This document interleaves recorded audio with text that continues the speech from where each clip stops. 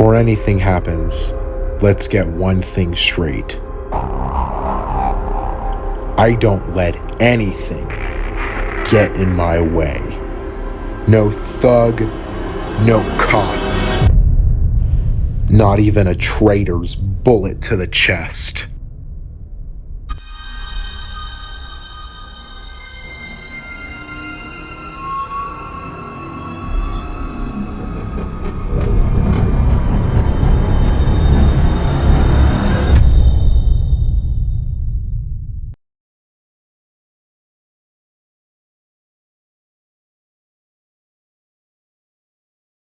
All right, we're back. Hello, everyone. Howdy. It is finally time for the interview. I don't know if I announced it publicly that I was doing and gonna do like a Night Owl interview with Christian, but it was supposed to happen a while ago. And it is finally happening. It's taken this long, but it's finally happening. It's not gonna be Night Owl focused. It's gonna be more just KFDM focused. But yeah. Better late than never sometimes. Yeah. I mean, I finally ended my job last week, so that's why I'm able to do it now. So, yeah. All right. I guess we'll get started then.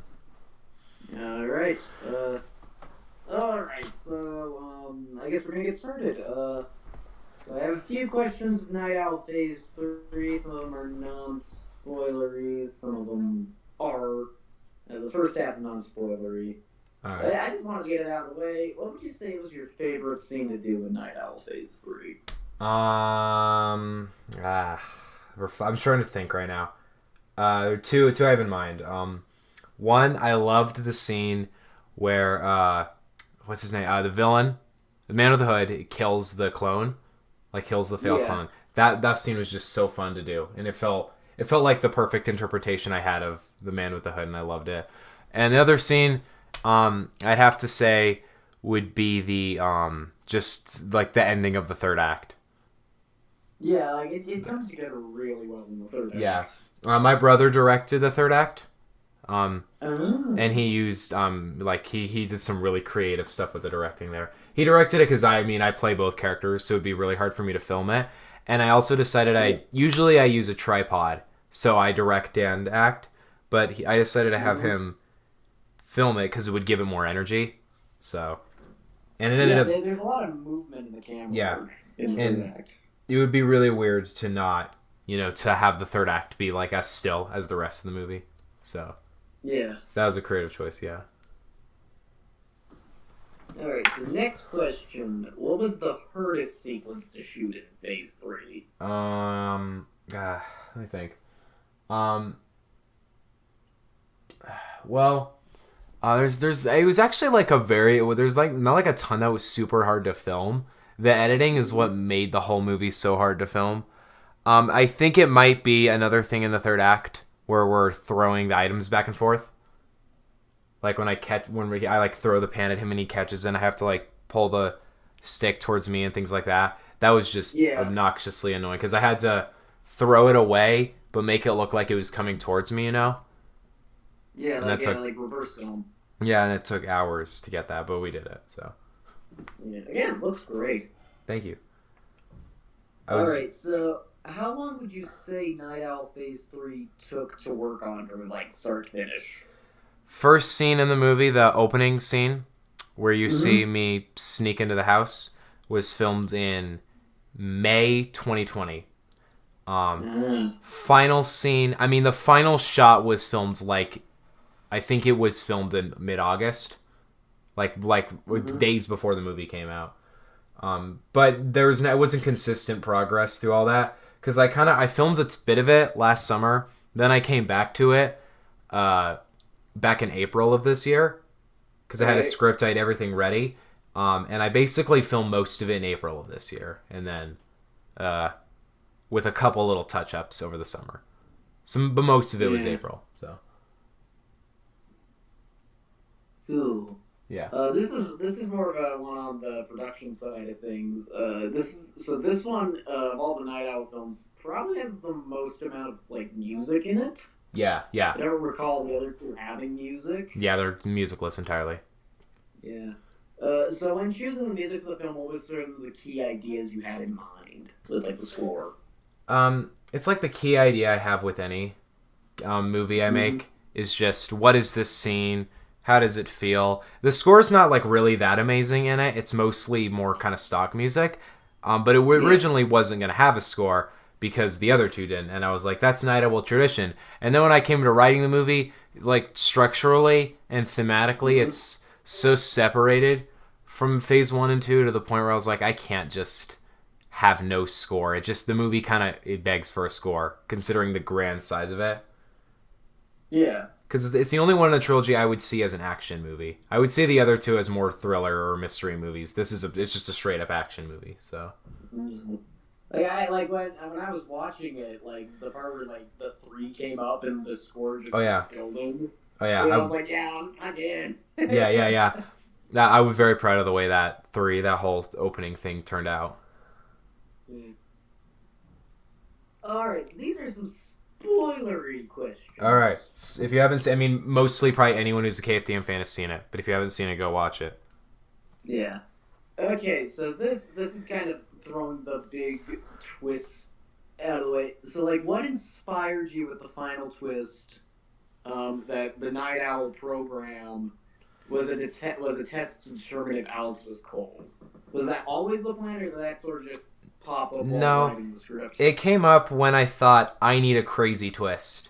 And there were many twists that went through my head because I knew when I was filming this, I was like, once I started thinking, even like thinking of phase 3 after I finished phase 2, I always knew I was like, there is going to be some huge twist at the end. And initially, there was a fully different twist. It was going to be like, Alex is killed and defeated, but then it's revealed he like filmed the whole thing and he would like expose the Project Night Owl. And then I realized Glass already did that, so I stopped. I was like, oh shoot, that's already happened. I would have done it. Like, that's like the ending of Glass. Yeah, I went with the ending I did because I wanted to give it kind of a wholesome ending, because I feel like Night Owl, the other two are so dark, and I was like, it kind of feels right to kind of let this send off, not in just some brooding, dark, overly edgy way, but in like kind of a, hey, this is a more peaceful, happy ending, you know, kind of about brotherhood and about determination and some other deeper themes like that. And I also wanted to make an ending that kind of ties the whole trilogy together. So it's not just the phase 3 twist, it's the Night Owl twist. It is the big thing that changes everything in the whole series. I especially love it because, like, it reframes the man in the hood. Yeah. Who, like, the whole movie is, like, this, like, the villain of the story, but then you find out, like, he's doing this because he made this terrible mistake with Cole, and so all of this has been, in turn, like, a demonstration of how much he cares for his brother. Yeah, you know? yeah. Like, There's... I really like that. There's an aspect of newer KFDM films that I'm trying to go with now, which is kind of the villain isn't always pure evil. Derek heavily does that. You'll even somewhat see it in Edge of the Worlds. You'll even somewhat see like humanity in these villains. And you're just gonna see it in future films more. I mean, the Kill Squad is basically about villains. So I'm trying. I kind of don't like the idea. I mean, I used to do it like there's the evil villain who's purely evil, and then there's the great protagonist who's perfect. But like, I kind of want to do something that more like at the end of Night Owl Phase 3, the kind of message is there isn't just some overlord man in the hood who's just dark and evil, and he's no good. He's a psychopath. He's actually like a heartfelt person who's just been kind of broken. Yeah, I really liked that. I think it did add a lot of like heart to the story. Yeah, like it moved me. It actually moved me. I remember hearing a lot of people at the end when I showed it to I showed it to my family. Every single time I heard someone watch it, they were always like, "Dang!" I walked away like very it was very heartfelt, sad ending. Yeah. So. Yeah, I loved it for that. So this one is a little more about like inspiration from other things. So what would you say was the biggest element that inspired you to create the Night Owl movies, like as a whole? I find it so... Okay, here's the thing, is I don't even know. I don't even know where Night Owl... I would say it's a hodgepodge of Edge of Tomorrow. It's just a hodgepodge of like, what if I did that relive the day concept, but kind of dark horror way, which has not been done yet. Yeah. But I don't know if I've explained it before that Night Owl was not supposed to be a trilogy when 1 was made. 1 was supposed to be its own standalone movie. Then, Kalen came to me and he was like, we're going to do Night Owl Phase 2. And I was like, no, that's stupid. I don't want to do that. And then eventually I was like, you know what? I feel like we could do something cool with that. And then I said to him, you get to make Night Owl Phase 2. Then months later, I had this great idea for it. I was like, okay, I need to do this. And at the time, we did an exchange, and that was I got to make Night Owl Phase 2, and he would get to write what at the time was Prodigies of Destiny, which is now Edge of the World. Yeah. That deal actually never went down. I've ended up writing Edge of the World. But yeah, and then I made Phase 2, and then after Phase 2, I just was like, I have to do Phase 3. Like, it ends that way. I have to have the third installment. So, I don't even really know what the... I did the first one, wasn't going to do any more, and then now we're in the fourth one. Yeah. I'm not a crazy fan of dragging things out in terms of series. I do like to have I like consistent trilogies and just consistently, hey, this is its own thing rather than like 10 movies. That's why Transfer's ending. That's why I'm not doing 9-10 movies, because I'm like, I don't have all that many stories to tell. I have this one story to tell, so that's how it is. Yeah. It's like, especially that idea of dragging stuff out. That's like one of the things I've been thinking about with like working on R4 and R5 is that like, how do I like keep this as its own like separate thing from the trilogy and like its own standalone story? Yeah. And believe me when I say there's so many movies. There's a Night Owl spinoff I had in mind. It's not going to happen, but I have a concept for it if it were to happen. Which I mean, it's not going to happen because I feel like Phase 3 is too good of an ending, but it would be like a prequel. Okay, I can see that. Yeah. Then there's with like Transfer though, it's like I could easily I could drag it out, you know. There's tons of characters in that I could make a James Rallison standalone movie. I could do like somehow make a Derek 2 or things like that. But I don't really want to make it. So it's like I want to make Edge of the World this. It's probably going to be the biggest KFDM film ever. It's the longest script we've ever made. It's just going to be this massive movie dedicated to making it the perfect ending. So yeah. So this one's going to be in regards to the announcement that you had on Twitter a couple last week involving the Project Night Owl edit. Oh yes, all three of them together. Yeah. You've stated you're adding new scenes to that. Is there anything you can say on that without spoiling it, obviously? I mean, more the new scenes are, like, I think they're going to be more of a... Cause if I make new scenes, it's going to be in the process to make Project Night Owl will not feel like a compilation film, but to feel like a real 3-act structure film, which is the full intention of it. I want people to be able to think, let's watch Project Night Owl, because it's just all 3 movies combined, but it has these new things to make it complete. So there's not going to be any scenes in it that are like going to fully alter the plot.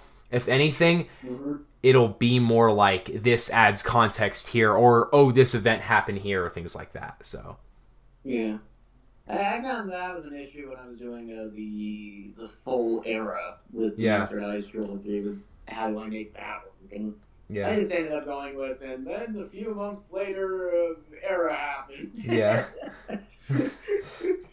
I've decided that I'm not gonna. There was possibly gonna be a Transfer, saga come out. I mean, there was the entire Legend that was gonna come out a couple years ago.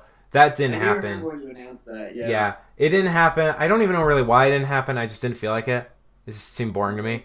But I don't think it'll happen because I think when you have 2 movies as big as Edge of the World and Derek, being over 2/3 of what would be an entire Transfer series, it wouldn't work. Yeah, it's just like, Also, it would feel like a compilation because with Night Owl you have 3 movies and they kind of act as a 3-act structure. Because you have the first one, which is very the first 2 are kind of slow, kind of building, and the third one's like constantly fast paced. It kind of acts like a 3-act structure. So, yeah, that's coming out on Night Owl's birthday. Yeah. So, yeah. Anyways, I've actually also thrown in some questions for Transfer. I am excited. I wanted some All question right. about transfer. All right. So I've come to a little bit of them. Okay. So I don't know why I just said that. It's all right. It's all So right. favorite scene you've done in the transfer movies? In all of it. Oh, okay. Yeah. It's. I'm just. I know for a fact. Okay. There are scenes I've written for Edge of the World that will probably be my favorite that have not been filmed yet, so I won't count them. Mm-hmm. But it's.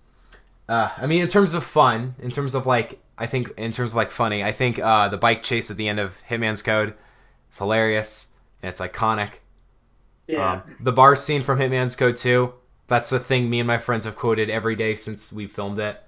But I think my favorite thing, I think the best scene I will always love Derek's murder of his old boss, where he stabs the pen in his ear. Yeah. And then he walks away to feeling good. That scene, I've like rewatched this scene so many times, and it's like I just think that's probably my favorite scene I've ever done. It's so great. It's a great moment. Yeah, I feel like I don't know. I feel like the combination with that song and the whole transformation of him being a villain, I think it perfectly, without implicitly saying he's a villain, just saying, hey, this man is done. He is out of his mind. Yeah. So, yeah. Okay, so this one's an interesting one. So Derek started in production in around 2018 Yes. and was held up for 2 years because, well, COVID. And, Yeah. and it ended up getting released in May. Yeah. But you were also working on Edge of the World at that time, which it was originally called Prodigies of Destiny. Yeah. Would you say that, like, because of like those last 2 years, it affected a lot of the story ideas? Because I presume it would. Maybe. Well, so I'll add this, like, Derek, when I was working on it back in I came up with the idea of Derek, I would say February like 2019. Yeah. And I stopped that idea quickly because I was like, oh, this sounds stupid. And then it was that summer, or no, it was that fall where I was like, I actually really want to do this, and I wrote a script and I filmed it. But I think there was always a side of me that was like, I want to make Derek not as a because I want to make Edge of the World, or at the time Prodigies of Destiny, as this like continuation of Transfer. I wanted Derek as a, wow, I think I actually have a really interesting character I can analyze here. Like, it's not like Derek was initially, I didn't even think to myself, Derek's going to be my first feature-length film. It just ended up being that's how much I wanted to put into it. That's how much I cared about this story and this character and the pacing and everything. Yeah, and it ends up coming together really well. Yeah. I think there are some elements to it that I feel like it's kind of messy because it was started on it was filmed on 2 different cameras. You know, it was started in 2019. So there are scenes where I've aged like a year or so. Yeah. So, and I'll say the movie probably would have come out last summer or like summer 2020 if Kaylin had a bike accident a week before it was supposed to come out and we couldn't do it. And then for a while I didn't have the motivation, and then finally February this year I watched one of the trailers and I was like, we have to finish it, and I got it out. So, and it's great. The Hunter got in. And you will love how much the Hunter is in Edge of the World. He's a big role in it. I'm excited. Yes, you'll see new footage of him soon. It is exciting. Yeah. Okay, so this is more like kind of similar to, I guess, the discussion of like, okay, so I'm slaughtering my words here. You're good. Basically, what would you say is the most exciting part of this transfer installment for you? You mean Edge of the World? Yeah, like I'm working on it, and I think the most exciting. I mean, okay, here's the first thing: is we upgraded cameras. So some of the cinematography in it, I've been watching back through it, and it just looks insanely good. Some of the action just looks amazing. I think the thing that's most exciting for it is I feel like this is like peak KFDM. Like, this is like everything KFDM's ever built to. Not just Transfer, because Transfer is the first movie we made, and this movie's sole intent is satisfying ending. That it answering every question, giving every character the perfect ending they deserve, having these final confrontations and everything. Despite the fact that it does stray away from reality more than the other ones do, I think it's in service of making a beautiful ending. Yeah, I'm very excited. Yeah. It sort of implies maybe Derek's gonna be back. Yeah, and I feel a little bad for making the promotion, because the promotion, I will just say it, there's going to be almost no plot in the promotion, which sucks because you kind of don't get a taste of what the plot is. But I really, really do want people to sit back and just experience the film for what it is. Yeah, I still don't know what the plot is. Yeah. Obviously, it's going to be about Derek's son. Yeah. James Rallison is somehow involved. The Hunter's somehow involved. Yeah. But that's, really it. It's really just, I don't know what the plot's going to be. Yeah. I hopefully will get some more details on the next trailer. Hopefully it'll make more sense. But I do want to say that, the most plot you'll get is Theo, Derek's son, wants this.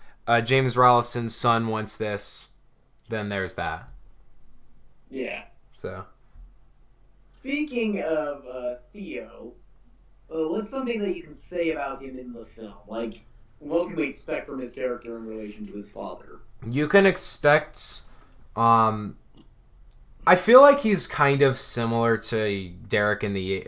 maybe pre-Yeager or around the Yeager. Because he's not the villain. He's not... I will reveal this plot point. Theo is unaware that Derek is a villain for a chunk of the movie. So he kind of sees his father as someone really noble. Yeah, if you see the ending scene of Code Zero, he says, "I found some files from the FBI." So that's all he knows about him. So he's naive in the sense that he thinks that he's he's younger than Derek. He's not this cold-hearted killer who's been through all this in his life. He's just a very curious kid who just he thinks his father is this legendary person, but he doesn't really know, and he'll slowly piece together who Derek is throughout the movie. I think that's gonna work really well. Yeah, it's got a lot of cool sets. It's really big. It's somewhat of a quest movie. I'll add that. So, yeah. I also love the title, Edge of the World. Credit Kalen for that, because I had way worse titles. The change of Prodigies of Destiny to Edge of the World was because Prodigies of Destiny is just not as good of a title. My title was going to be Transfer Dark Warrior, but then Kalen was Edge of the World, and I was okay, that is great. We're doing that. And it works, I think, perfectly. So I do like the sound of Transfer Dark Warrior, though. Yeah. If there's in the weird world where Transfer 5 or Transfer 4 happens, I'll call it Dark Warrior. And I at some point in my movie making in KFDM, there will be some film called Dark Warrior, because I like that title and I want to use it. Yeah, great title. Yeah. So this is the last question on Transfer Edge of the World. All right. And this is about it being the conclusion. So it serves as the conclusion of the Transfer series. As such, what were some things you really wanted to emphasize about this series, tonally and story-wise, and how they concluded them with Edge of the World? I think there's actually an element to this movie that reverts some element. There's scenes in this movie that are meant to be improved versions of scenes in past movies. There's an element to this movie that's there's a lot of things. You can see in the trailer, the line where you see James Ralston aiming, or you see Nikolai aiming the gun, and he says, he escaped. There's those little references to the original movies are littered throughout the movie. There are little cameos, there are little things like that. And a lot of the scenes are meant to be, hey, we filmed this back 3 years ago. We can do it so much better now because we're so much older. We have better equipment. We have more experience. We have better writing. So there are scenes in this movie that are straight just better versions of older scenes in other movies. Because there's a point that's we want to show how much we've progressed since Transfer, 4 7th graders trying to make a movie with no script, to now all of us coming together, spending months on writing this huge script for this big conclusion. Yeah. So easily the most epic movie I've ever made. I think it tramples Night Owl in epicness, I think. Oh god. So I don't know if you'll cry. I can't handle that. Actually, you might. Okay, it's a pretty sad ending, so you might get emotional. Trust me, with these conclusions, we're not holding back. We're not holding back on the emotion side. It's just gonna be me in December just sobbing. Yeah. Art, why'd you do this to me, man? And maybe it'll be beautiful. Maybe you'll see it as beautiful, or you'll see it as just sad. I don't know. It's a pretty heartfelt ending, though. Alright. So it's not a sad. It's not like a we're gonna hit you in the guts in a really sad way, and this is such a depressing ending. It's kind of a hopeful ending. So. Yeah. Alright, so these are just general KFDM questions. Yeah. Like just in general. Yeah. So what would you say is your favorite upcoming project you're working on post-transfer Edge of the World? I gotta go with Kill Squad. Kill Squad? Yeah, I mean it's a feature-length movie. I haven't even really written that much of it, and I already know that considering how big the idea is of it. It has like a huge cast. It's finally, I think, what I've wanted to do with KFTM for a long time, which is I've so wanted to do a movie about criminals doing like criminal things. That was what Transfer was supposed to be, so it's kind of finally that. Me and Kaylin play the two starring roles, so you get to see that dynamic there. There are tons of new actors who are going to be amazing. It's kind of like funny centered. It's just a movie that I have so many cool ideas for, and I think it's going to be great. Yeah. So Sounds like it's going to be a lot of fun. So yeah, there's a reason I delayed it till August rather than May. Is because I know I can't overlap Edge of the World, and I cannot film Edge of the World has to be fully released before I even touch the camera for Kill Squad. Yeah. So I was gonna presume your answer was gonna be Stan. yeah, I think a while ago I had more emotional investment in Stan. Now it's kind of like, oh, I have a really cool concept here, but I still am figuring out how I want to execute it, right? Yeah. So, it's gonna be Stan will probably take the cake as the most depressing KFDM film, like by a lot. Yeah, that sounds fun. Yeah, it's a very sad ending. Yeah. It's not even like Transfer where it's like or a Night Owl where it's like a beautiful ending. It's just depressing. Yeah. It's not I blame Eminem for that, not me. Exactly. He wrote it. I'm not even. I mean, there is a script, yeah, because I can't turn a 6-minute song into like a feature length film, but it'll probably. I don't know how long it'll be. It might only make it to 30 minutes, but we'll see. I need to really figure that out more though before I say anything else. Okay, here's a big one. All right. So 2022 seems like it's just going to be an absolutely huge year Yeah. for KFDM. Would you say like working on all like what is it, like 6 projects? I think 6 to. Well, I mean, Project Night Owl is kind of small. I'll look at my schedule real quick. Keep asking now. Has that in any way like affected like working on all of them, like the speed of working on them? Yeah. It has. There's a reason that I've moved things kind of around. You know, there is a specific reason why we moved A Man with a Gun from January, because I know I need to have something done with A Man with a Gun before Edge of the World, and Edge of the World is going to take up the next couple months of filming. So so things got kind of moved back because I need to focus on Edge of the World right now. But I mean, the thing is like a project like Project Night Owl, I'll have done in a week. So Yeah. it's mainly in terms and Kaylin is going to be basically helming all of the editing for Man with a Gun, which is so helpful. And so 7 Strings, I'm kind of doing it on off time, so it'll be a big year because the last 3 movies are all kind of big. Like Kill Squad, Chicken Man Returns, and Stan are all kind of big movies. So I'm so stoked for Chicken Man Returns. yeah, my brother's been. Remember when I don't know if you remember this, back in like April of 2020, we released a trailer for Chicken Mask. Okay, yeah. This is that, because I mean I kind of said that was Chicken, like the Chicken Man was kind of that, But conceptually, this is Drew's been wanting to do a chicken mask movie for a while, and this is conceptually more on his line.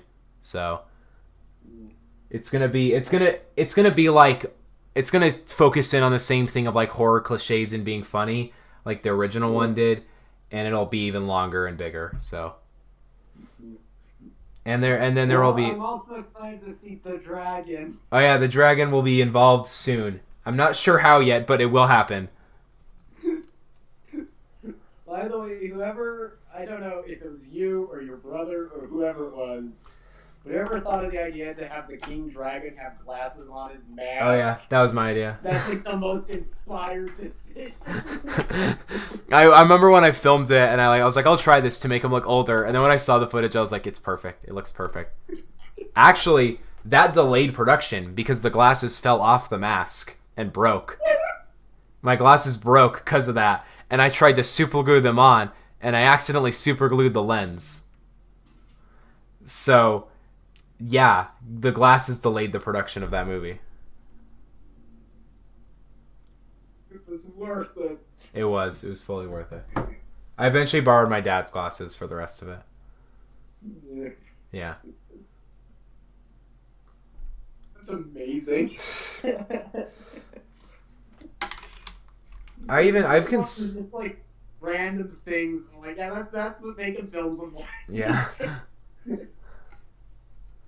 Yeah, no, that was a little detail I thought was pretty funny. Yeah. Actually, that's the last question. Oh, okay, cool. Yeah. If you have any like side questions that you thought of, you can say them. Like side questions. Yeah, because I have 20 minutes before, 15 minutes before I have to leave. So. Side questions. I have a question for you. Oh. Where is it? Where is it? You know what I'm talking about. Where is it? I know exactly what you're talking about. Yeah. Once I said I have a question, I bet you knew what I was talking about. I've had every I just not even I have my comments notifications turned off because I'm just I'm so done with that. Is it done? I have one. Okay, I'll have to ask. Is the movie done? It's been done for 2 months. Why? I understand. I'm not gonna be angry about it. Just why? A lot of things. For anyone wondering, we're talking about the law of Nirvana. Remember when it was coming out? Movie I had ready to go. Wasn't it supposed to come out May 14th? It was supposed to come out so originally it was going to come out in March. I realized that one. Yeah.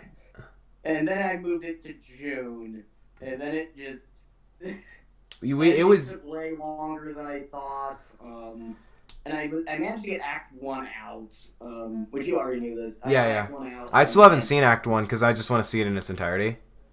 Yeah. But I got the rotavirus. Dang. I mean, I had COVID a couple weeks back. Virus that night. So I wasn't able to release Act 2 or 3.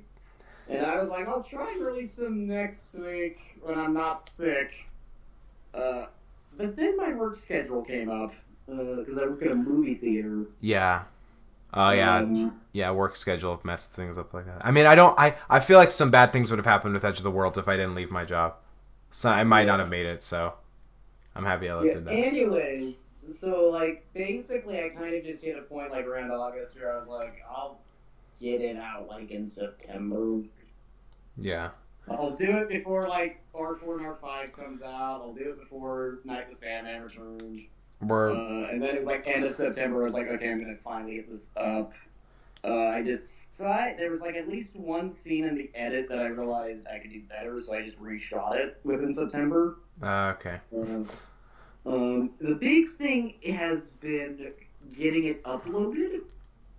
Is uploading the problem? Is it just not going up? Yeah, it's not going up. Ah, that's so weird. Yeah, so it's been driving me nuts because I'm like, it's ready. I've had it ready for 2 months and it's not up. So if you had, so like, let's say no YouTube involved. If you had to show someone the movie on your computer, could you show your full, complete, ready cut for the whole thing? Yes. Okay. How long are Act 2 and 3? So Act 2 is like around 35 minutes. I think Okay. 35. And Act 3 is about 20. Okay. That's so weird. Is it the runtime that's stopping it from uploading? I wouldn't think so, because I was able to upload like the full era just fine, and that's like an hour 40. Yeah. Not copyright. Yeah. That is interesting though. I do wonder why it's taken so long to go up. Yeah, so basically what I've tried doing is like setting aside days to like I'm just gonna spam it. Yeah. And get it up. The good news is I feel like Wednesday it's gonna work. I feel it's gonna work. I'm holding you to that. Tomorrow. All right. Get it Premiere ready. It'll be it'll be ready to go Premiere, and I'll probably do actually an earlier Wednesday release instead of like a 9 p.m. I'll probably do like something like 7. So 2 days. I mean, this interview's not coming up till tomorrow. So tomorrow. Yeah, so it's happening. Hold up to that. Please hold up to that. I will. I'm giving you a platform to tell everyone that it's happening. Use it. I know. Yeah, I'm excited though. I'll watch it in its full. Yeah, I genuinely am very happy with how it's turned out. Yeah, I'm excited. It's definitely the best thing I've done so far. I don't know. I'm really liking how R405 is coming along. Yeah. It is a little. I will say I'm very excited for my sister's short film. Yeah. Next week. That's gonna be a lot of fun. So you're gonna have 2 movies in 2 weeks. Wow. Yeah, I mean that was kind of how the plan was. Yeah. You've done like double features. I'm not ready. I can't do that because. Yeah. Okay. I did something in 2019. I released The Jaeger in early April. Or no, it was more like mid-April. And then Hitman's Code in mid-May.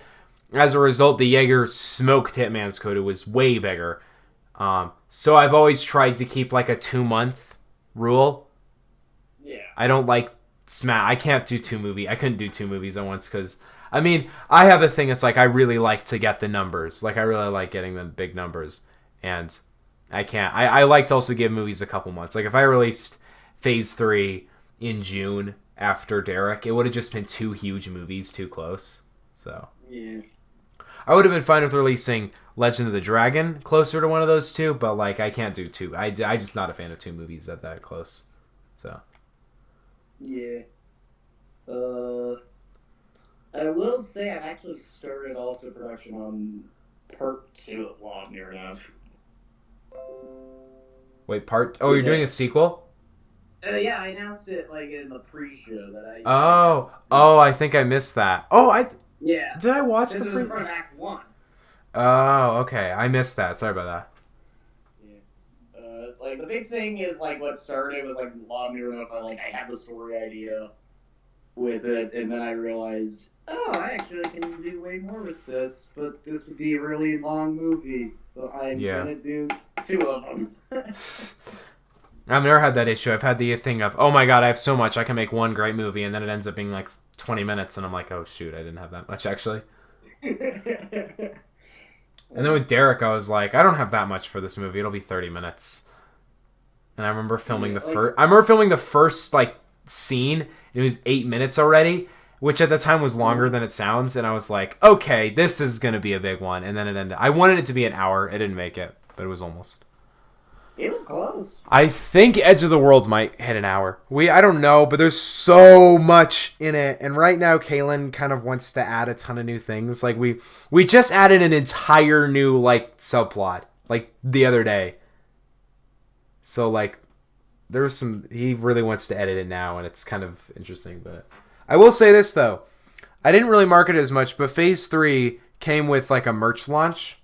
Did you see that? Okay, yeah, I saw that. Yeah. You had like a shirt or something. Yeah. There's you can I'll link it on Twitter, but you can get like coffee mugs, stickers, hoodies, t-shirts. But with what's it called? Edge of the Worlds, we'll have a pre-shirt merchandise launch like this Friday. So. Heck yeah, I'm down. Yeah, I'm down for that. I'm gonna really push promotion on Edge of the World because I don't have anything between now and then. So, I've even considered buying billboards. I don't know yet, but I'm considering at least placing promotion around like where I live and seeing how that goes. But yeah, promotion's gonna get really big really fast. I'm not gonna do a TV spot run because I didn't do that with Night Owl. The thing with Phase 3 is I didn't feel like doing it. And I was worried it would numbers-wise affect it. And then Phase 3 dominated as the biggest KFDM opening and is, I think, the second most viewed KFDM film ever. So. That's the first one so far. Yeah. It had 161 views in 3 days. So I think I've realized, okay, I don't really need 50 TV spots to get it to work. Because I only do that to get promotion. And I think I've realized, I don't really need that. But I'll promote it a lot, just not in that way. So. I will say with Law Near Enough, I've barely shown like squat. Yeah. Like most of them is like just Act 1. Yeah. So like most of it's just an Act 1. It is kind of cool now for me to remember when you finished Nowhere Man, and then you were like, I want to do a movie like about Law Near Enough, and now it's what are we at now? Yeah, now we're at this. So. Yeah. All right, I think I'm gonna go because I do need to have something in a couple minutes. So. Yeah. There's the interview. Thank you for the interview. Yeah. This will go up as soon as I can get it up. I'll announce it on Twitter tonight as well. But anyway, guys, I want to say one thing. I want to be kind of vague about this. Something big will be happening very soon. This will make sense. Okay, I'll explain to Christian after I stop recording. This will make sense for people who have seen the interview. Because there's something at the beginning that you would have seen already. But yeah, Friday is going to be insane. See you guys next time. Thank you for the interview. Yeah. You're welcome. Goodbye.